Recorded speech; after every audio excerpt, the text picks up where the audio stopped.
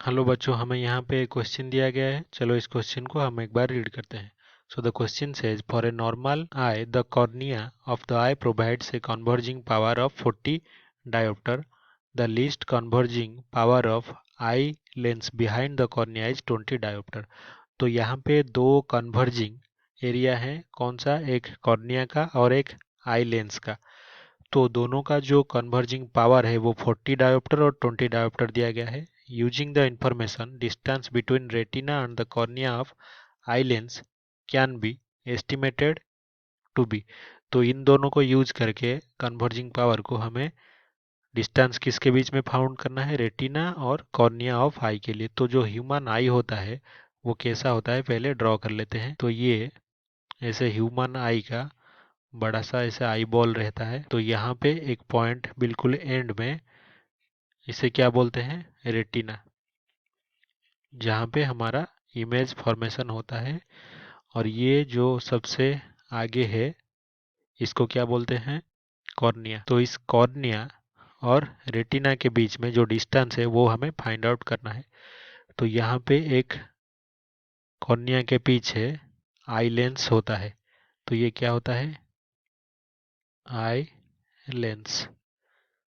तो अगर यहाँ पे कोई लाइट रे ट्रैवल कर रहा हो बहुत लार्ज डिस्टेंस से, तो वो ऐसे आएगा, पहले रेटिना में, पहले कॉर्निया में टकराएगा। तो कॉर्निया का कन्वर्जिंग पावर है तो थोड़ा सा कन्वर्ज होगा, फिर ये जो आई लेंस है उससे और कन्वर्ज होके जाके कहाँ पे, जहाँ पे इसका फोकस बन रहा होगा, इफेक्टिव फोकस, वहाँ पे जाके इमेज फॉर्मेशन करेगा, यानी कि रेटिना पे।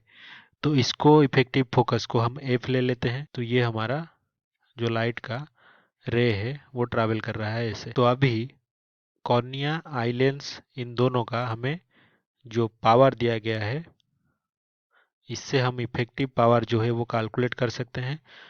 तो P इफेक्टिव कितना होगा, power of cornea plus power of eye lens.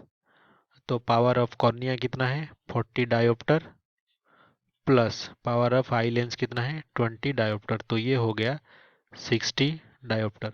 तो हमें पता है जो F होता है वो 1/P होता है।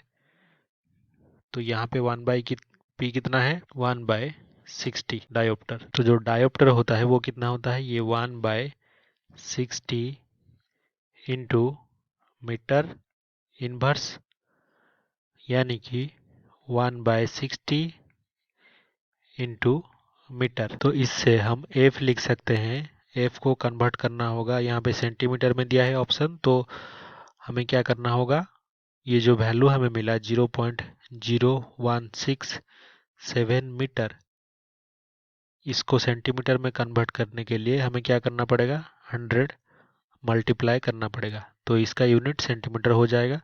तो 100 मल्टीप्लाई अगर करें तो ये हो जाएगा 1.67 सेंटीमीटर।